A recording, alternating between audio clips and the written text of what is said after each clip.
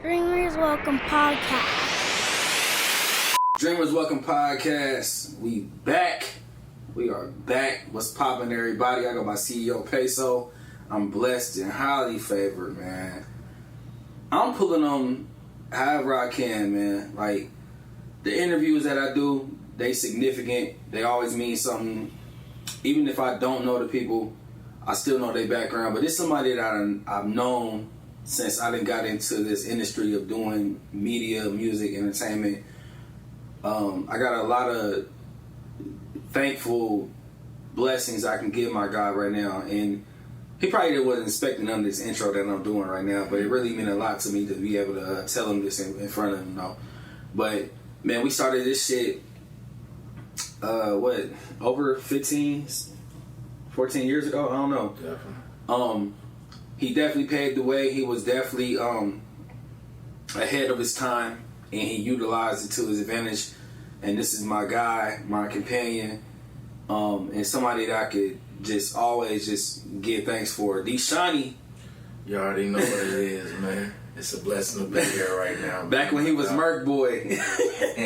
But nah. He took it too back. Nah, but that's just the memorability that come with it, though, man. That's probably the longest intro I done gave. But I called you, though, and I told you, like, hey, bro, like, you need to get on this pod because there's a lot of people that's, like, giving you thanks for a lot of things that you might not know you did or whatever the case is. But how you feeling, though, man? Man, I'm feeling good, man. It's a pleasure to be here, man. For real, it's a blessing, bro. Yo, bro. You know what I'm saying? I love to see what you got going on, man. You keeping it going and shit like that. It's keeping me motivated. It's a blessing to be here, though, so you already know what it is. I appreciate it, man. So, yeah, the whole point of the pod, though, is, you know, giving insight of, you know, influencers and, you know, the musicality we got. I've been drinking, by the way, y'all don't, you know. It's a live pod, though, but everything instrumental that we didn't put into this, bro, I feel like it needs to be explained in a way that we can only explain it. You know what I mean? We've been doing this shit for a long time. You've been doing it for a long time. Yeah. And we're going to tap in on that, though. Yeah. So, for those who don't know, Seanny's background. Where you from? What do you do? What do you represent? What's going on with you? Man, Seanny, man. Cuckoo Seanny, however you want to play it. From Dayton, Ohio, man. Been doing this shit, man. Boy, listen. Been doing this shit. You put a year on it? You put a stamp on it? Man, I really can't even put it. I'm going to tell you, we started doing this shit. Like, I started doing music in probably 9th grade or something like that. That's when 9th grade for you was like, that was like 2005. Yeah. You wasn't doing it before that? I was doing it before that, but I wasn't doing it before that. Like, you know what I'm saying? Seriously, like recording, putting it down, you know what I'm saying? Yeah, absolutely. So 9th grade, that was when, like, you know what I'm saying, we was doing the Young Buck thing. Damn, man, the Airbrush Boys. Yeah. I was coming through with his shirts and all so that. That's when we was actually putting it on wax and, you know what I'm saying, fucking around. Like. So let's talk about the very first introduction to you wanting to be an artist. How far back does that go? The introduction to me wanting to be an artist. Yeah, like, you know, your first rap, your first whatever, you know, because all that played a factor into it. Man, I'm gonna just say, like, when I first started, what inspired me to do music is once I did it and I seen the people's reaction, that's what inspired me to keep on going. So, like, basically when I dropped that first little song and you know what I'm saying, they was rocking with me and shit like that, that's what, it was on the floor after that.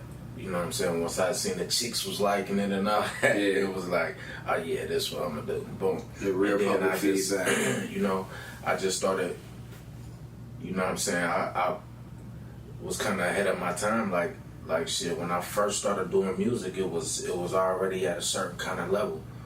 For real. So, with that being said, it was just like, I knew in my head, like, all right, boom, I'm sweet at this shit, so I got them and need to go ahead and go hard at this shit, you feel what I'm saying? So I started going hard with this shit, you feel me? So do you got a musically inclined background, or do you think it started from you? Like, how do you? I mean, my pops and honestly, my mom and my dad, they never recorded music, but they always loved music. So basically, like, as a kid, you know what I'm saying?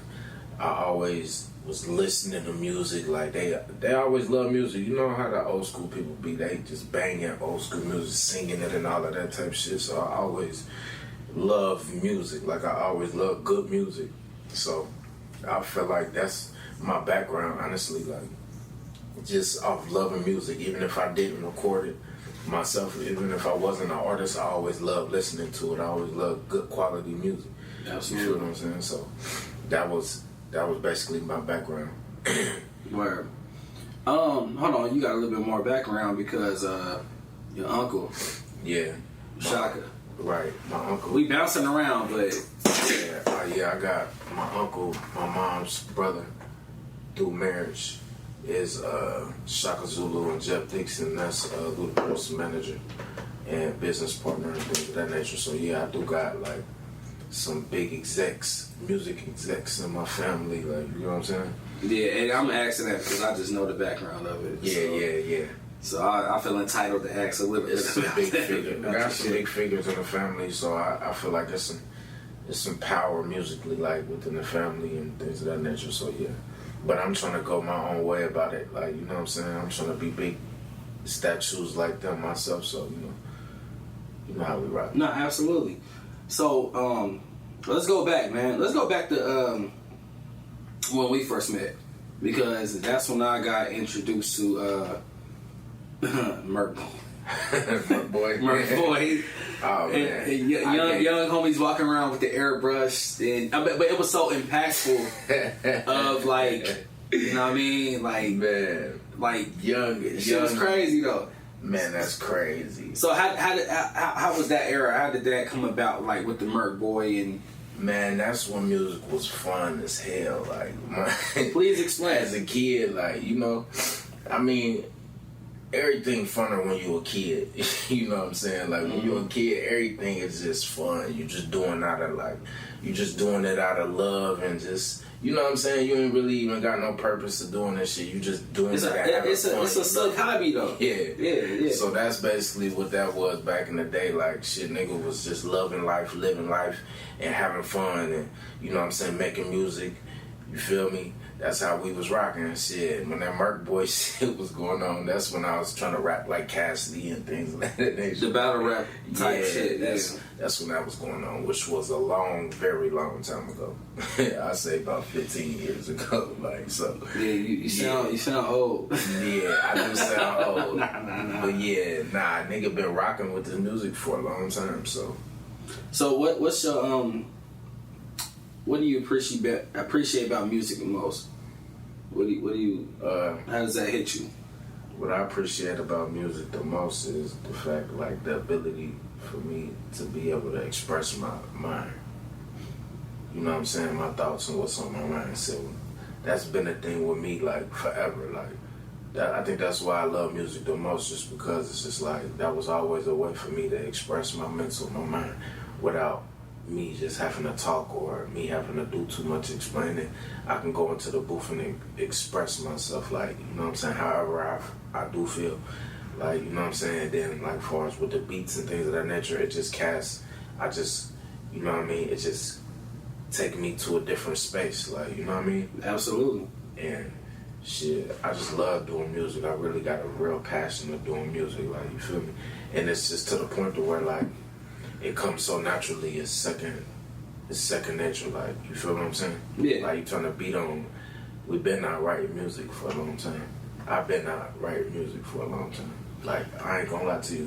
Last time I probably wrote music was like in high school. You mean like physically wrote? Yeah. Wrote music, like wrote it down. You know what I'm saying? It just got to the point to where, like, it's just coming so naturally, like, and I just feel like the more you do something, the more, like, you know what I mean? The more you do something, the you're gonna become a novice at it. Yeah. Second nature. Yeah. So it's crazy. It's actually crazy to me though, because I remember writing music, and I was really, really good at writing music. You know what I'm saying? But it got to a point to where, like, writing music was too slow for me. Like, you know what I'm saying? Music would come so fast to me that writing it down would be slowing me up. Like, you know what I'm saying? That's a crazy perspective. Yeah. I can't even fathom that to where you coming up with shit too fast to write it down. So now you just record the early memorizing Jay-Z shit, or you just put it on wax as soon as you can. See, like writing to me became as soon as I think it recorded. You know what I'm saying? Versus like as soon as I think it, write it down. You know what I mean? So writing to me was just like I always had my own studio, so therefore like I always had the ability to record it as soon as I thought of it. So that was writing it down to me, like, you know what I'm saying? And it come to me so fast, like boom. I was engineering my own music though too. Remember, like, you know, I was watching you from when we started. You know what I'm saying? That's how I always learned. That's how I learned to be my own engineer. Crazy story. I remember you coming to Granny's garage, and my lady at the time, I'll just go in the crib with her and just let you out there fuck with the studio. Yeah. And then you out there like till 9-10 p.m. on a school night, which was like unheard of. But you definitely was like dedicated to like just the punch ins. Yeah. Like, you was the first person I really seen like doing like. Yeah, and it's crazy how that became a thing. Yeah, I was just talking to C Money on the pod, and I remember I referenced the way Rick Ross did Hustling, how he was punching in like words and everything. Like that's why like I'm an advocate on like you was ahead of your time, because you was doing punch ins before that shit was regular. Like one takes was like cool, but punch ins was the new narrative. For sure. Yeah. For sure. It became a thing, and I swear, like, you're right. I was doing that before, like, it became the go-to thing that everybody did, like, you know what I'm saying? Yeah, and I'm there to vouch for it. Like, I ain't no cap with it. For sure. So, let's double back real quick. Your background coming up, did you always see yourself in the music, or did you have any aspirations of anything else you wanted to pursue, like coming up? I seen music as well as like, I feel like I know it was gonna be something involving music. I think I always had the ability to either be a teacher or like some of that nature. Like I feel like I always had the ability to influence. Influence others. And I feel like I had the ability to make other people, you know what I'm saying, to push other people to be better. You know what I'm saying? So, with that being said, like, I know I could be an artist as well as an influencer as well. So, you know what I mean? It was going to be one or the other or all of it. You know what I'm saying? Absolutely. So, you know, and I just feel like I had the leader ability. You know what I mean? Yeah. So, I just always wanted to, you know what I'm saying? I always wanted to, you feel me, do what I did, and also, like, put somebody else on game. Like, you know what I'm saying? Make the young, do it for the youth. Like, you know what I'm saying? It got to a point to where, like, I just started messing with my daughter. Like, you know what I mean? Like, teaching my daughter how to do what I do. You feel what I'm saying? Like, Hold on, we're going to tap into that. We're going to tap in. You know what I'm saying? Like, but yeah. That's where it got to the point to where, like, you know what I'm saying? I know, like, it's bigger than you. Yeah, it's bigger than me. It's definitely bigger than me. And that's why I was getting to with your influence, what a lot of people say about you, man. I had called you and was like, bro, like, you got to get on the pod just to speak on the fact of, like, a lot of people are referencing you inspiration, or like, man, the first time I heard Seanny was da-da-da-da. So, with that being said, I want to go back into the transition, like, going into Seanny, like, you did, what's the record called? It just passed my head. Not Shawty Like You. Seanny's World. Seanny's World. You did that record alone. So, can you kind of, like, remember that aspect of, like, that time? Like, I feel like that was a transition for you when you did Seanny's World. It was. That's when we had just learned auto-tune. Yeah. And we was killing that shit, though. That was a transition. That right. So there. Explain that time of that transition when you did that. The Seanny's World, that was when, like, we tapped into a whole nother bag. Like, you know what I'm saying? That was before, like, auto-tune was really cracking. You know what I mean? It was before that, so that was when, like, you know what I'm saying? Like, at first we was rapping, all rapping, boom, boom, boom, bars, all of this, boom, boom, boom, and then we tapped into the melody game. Mm-hmm. Rap melody, you know what I'm saying? And I feel like that was something that I was inclined at, you feel me? So when I dropped that Seanny's World, that just showed everybody, like, ooh, that's a different, nice little flavor. That's a different flavor right there. You get what I'm saying? Like, yeah, I mean, because at that time it was crazy, but it was a lot of people like I ain't gonna lie to putting you in the perspective of how I was coming up. We was underdogs. We wasn't doing Doughboy cuts or none of this shit like that. Like Trendset was literally doing like what the fuck we felt like, and then you know it would. Shouts out to Mike D. Yeah, shout out to Mike D. Like Leo, like we had a lot of producers. Don Mega, like Don we Mega. had a lot of producers. There. Oh man, because we came in Apple Bottom. Apple Bottom was crazy. Shout out to JR Hitmaker. Yeah, so like we was just tapping in, and you was tapping into a whole different frequency of like Music. going against the grain. Yeah, definitely. So you know your acknowledgement on that is like, bro, this shit was crazy though. But just what was it? Jewelry Game Amazing. Shout out to Buddha from Buddha. Yeah, I was there about to call him on this pod, but we couldn't sync it up. What time it is, man? Shit, Jury Game Amazing went crazy, man. Shout out to Buddha. And man, that was definitely one of them songs, like, you know what I'm saying, that had a heavy effect on the city, and it was like it was timing. It was timing that made it so crazy. You get what I'm saying? Like, Yeah. it was just a beautiful thing. We was making real good quality music, and we was just, like you said, the underdogs. You know what I mean? People didn't expect it coming from where we come from. You know what I'm saying? We was in That's what I Trotwood. loved about it though. We was in Trotwood. You know, a lot of people don't expect too much out of people coming from Trotwood. You know what I'm saying? Like that. Yeah. So, you know, people always, you know what I'm saying, you know, looked at us like we wasn't, you know, like we was the underdogs or whatever the case may be, though. And the fact that we came through and proved that we, you know what I'm saying, we would stand up people and shit like that, though. It just made it look Held our weight. Yeah. Easy. So, okay, so the music, you got a daughter now. How old is she? My daughter is 12. She'll be 13 in December. Whew, man, Lynn, man, my niece just turned 13 the other day. Yeah, I started out. Yeah, I started out young, boy. You know? Well, it's a judge for his own, but Yeah. So your daughter getting in tune with the music, was it something that you was it genetic, or did you feel it was forced, or how did she get into it? I feel like it was genetic. I seen like I just feel like I was having my baby in the studio in the car seat. She had the car seat.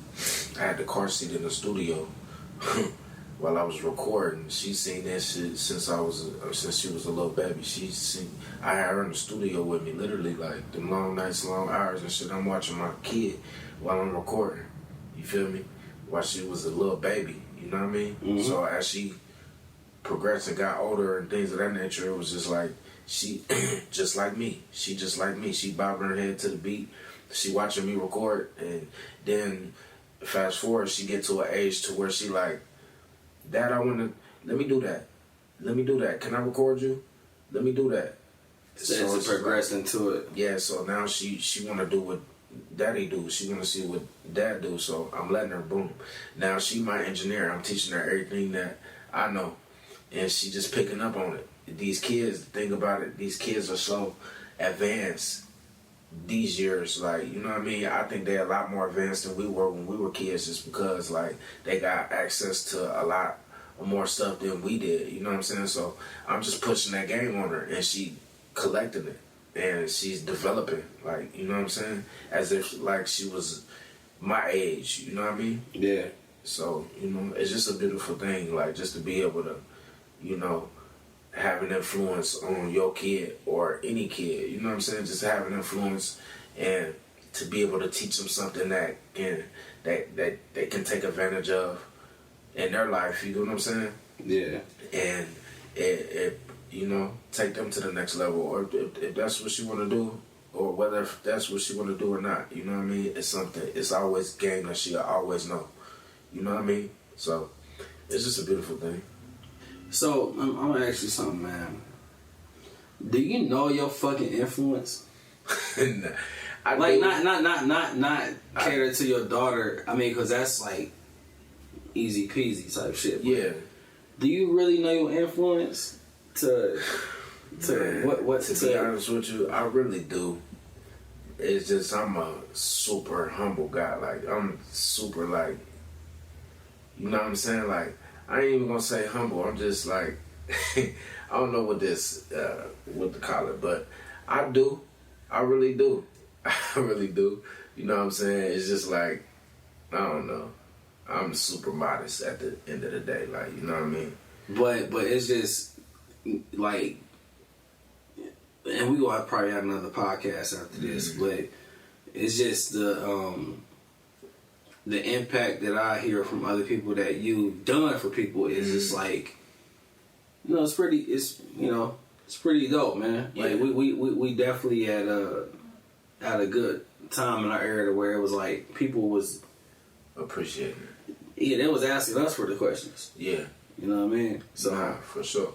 But yeah though. So with that being said, with the impact of the music, you start dropping the new mixtapes.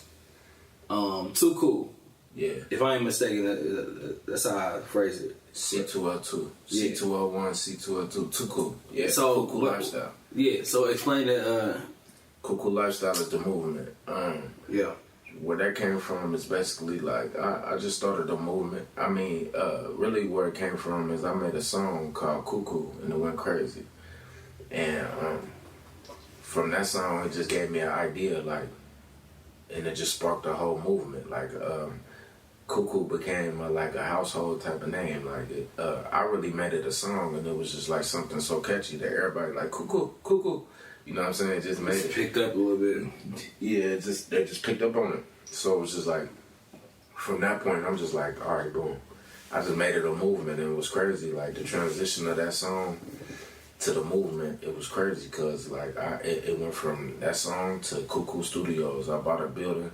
I had a building space or whatnot, and I turned it into a studio. And that studio was like the go-to studio for. Not over off Franklin. Yeah, for Frederick. Yeah, Frederick. Yeah, my bad. Frederick Park. Yeah, it was a go-to studio, and I basically like had a lot of different artists. You know what I'm saying? Mm-hmm. Rocking with me. And yeah, we was producing a lot of music within this time space. Like I feel like it was like 2 years of going hard. Like. It was a lot of different artists, not only myself, like, you know, Donnie, you know what I'm saying? Donnie, a whole bunch of people, like, you know what I'm saying? Chop Chop. It was a new wave, though. A lot of different artists, you know what I'm saying? And shout out to everybody that was rocking with me during that time. You know what I'm saying? Everybody know what time it is. Everybody, you know, it's all love. But, yeah, that movement and that time, I feel like it was a good time in my career just because like I seen the effect and the impact that my music was having on people, you know what I'm saying? And I feel like it was pushing a lot of people to be better and want to be, you know what I'm saying, better in they artists, like far as tapping they artist bag. People used to see how hard I go in the studio. And the time that I put into the studio and my craft, and that used to make them want to go harder. And I used to see that. So it was a beautiful thing to me. Like, as well as I kept them going, seeing them, you know what I'm saying, they kept me going. Like, it was a mutual thing. Like, you get what I'm saying? But you do know the expectations that people want from you, right? Yeah, for sure. Like, bro, it's one thing to be an influencer, but at the same time, it's like, shit, niggas want to keep you influencing motherfuckers. Mm-hmm. Like, bro, like, you a walking legend, bro. Definitely. I gotta give you your flowers on that shit. Everybody, like, prolong that shit or make it cliche, but it's like, bro, the impact that we that we still do have, yeah. even when this shit drop, it's crazy. Yeah. It's crazy. So it's gonna. But but everything come cohesive with it, man. Like the too cool lifestyle and everything, the mixtapes, everything that you started doing though. I just got another question. What would you tell 13, 14-year-old Merc Boy? What would you tell him right now? What would I tell him? Yeah. What I tell 13-year-old me is to stay focused, tunnel vision, and block out all the shit that ain't, you know what I'm saying? Block out everything that ain't on what I'm on. You get what I'm saying? Like, easier said than done. take your heart out of this shit, like, far as, like, you know what I'm saying? Love what you do, love the people around you, but understand that the streets don't love you. You get what I'm saying? So you gotta have that tunnel vision and focus on your craft and always keep your mind on the goal. You know what I'm saying? Don't let nothing knock you off track. So that's what I tell the younger me. You feel what I'm saying? Period. Absolutely. All right. So, I feel like we covered a lot of ground with it. Like I said, we got probably another part 2. And I say that a lot, but it's just so many stories that we got. It's so many. From the performances that we was doing, the Granny kicking us out the house, like it was a lot, man. But yeah, we're gonna really tap in. But let everybody know what you got coming up. What's going on? Man, tap in, man. I got a lot of music on the way. I got a lot of music out. Y'all go on Apple Music, type in Seanny, man. It's loaded. D.SEANNY. Period. You know what I'm saying? Cuckoo Lifestyle is a movement too. Shout out to PESO. It's a pleasure to be here, you know what I'm saying? We've been 15 years in this shit, man. This shit going up still, man. Y'all believe in this shit, man. We representing this shit. Dayton, Ohio, man. Y'all know what time it is. Man, stand the fuck up.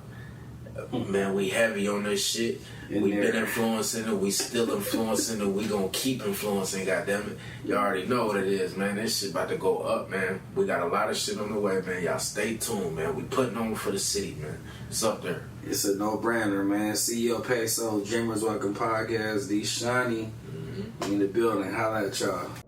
Dreamers Welcome Podcast.